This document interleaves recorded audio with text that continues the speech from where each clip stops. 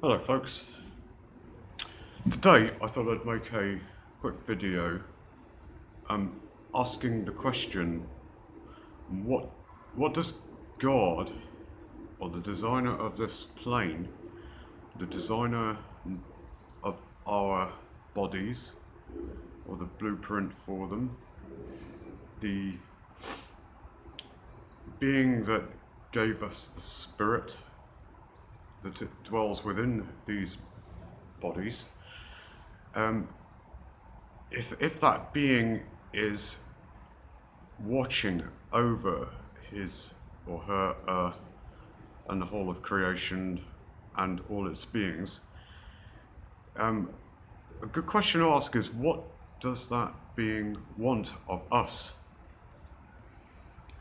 So, I've asked that question quite a lot to myself, and this morning it's been particularly strong in my mind because it's another dreary day in the UK. It's raining, it's grey, we don't see much sunshine at this time of year, or blue skies. And I got up, the same routine, went to work and everything like that, and I'm thinking to myself, is this what we're here for? Is this what the Creator gave our spirits the ability to incarnate into this for? Is this all we're meant to do? Is to just get up, go to work until we're too old to do that, leave that and retire, probably relatively poor for most people, and you can die, and that's it, and become worm food. So we don't seem to know what the Creator wants from us. There are Christians who believe in their God, and they believe in the Son of God, Jesus, and they believe that God wants certain things from them. And I believe that could be, some Christians say that it's just to believe and to accept Jesus as the Son of God is enough. That you need to do very little else but just accept that in your heart and know that that is the case. Well, that's fair enough if they feel fulfilled doing that and reach a certain degree of spirituality through that, and that's great.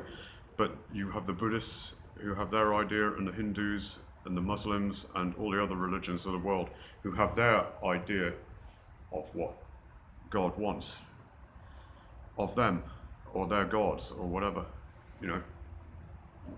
But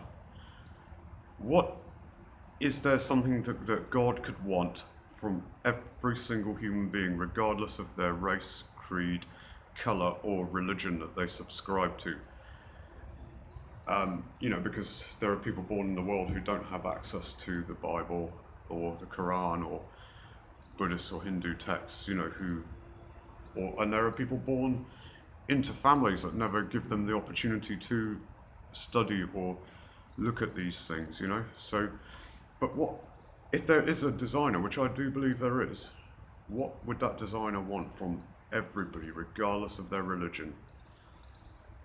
And this morning, I came to the conclusion that the designer could want, and it's achievable by everybody, is for you to rid yourself of the disease called internal dialogue. And that's the chit-chatter, the chattering monkey that goes on and on inside our heads. And it goes on day in, day out, and can even enter into our dreams, whatever. As soon as we wake up and our eyes flash open in the morning, we're not in the present moment thinking, wow, another day ahead of us, and looking at the bed, the bedroom that you're in, the carpet and everything like that, and really experiencing those sensations. We wake up and straight away, bang, into the internal dialogue. Oh, I've got to go to work today, I've got to do this today, I've got bills to pay, I've got blah, blah, blah. From the minute we wake up to the minute we go to bed, we have that disease inside our heads. The chitter-chatter. Well, many years ago, probably probably around about 20 years ago.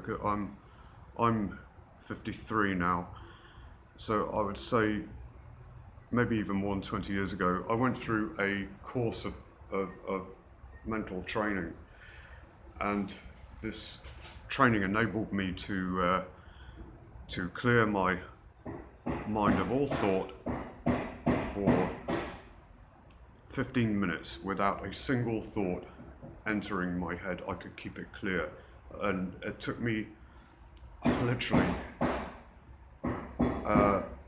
6 months to achieve this, practicing twice a day.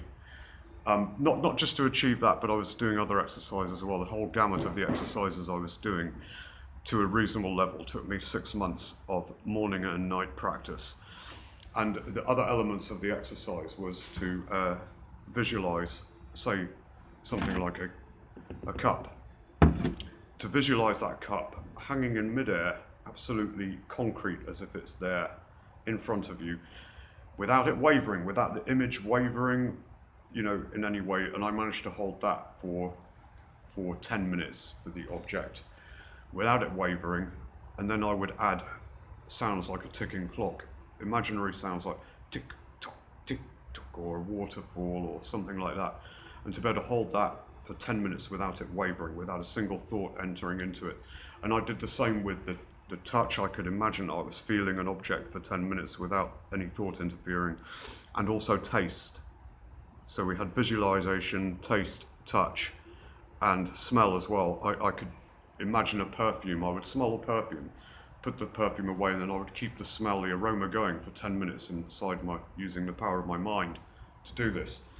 I practiced this solidly for 6 months. I was a really good student.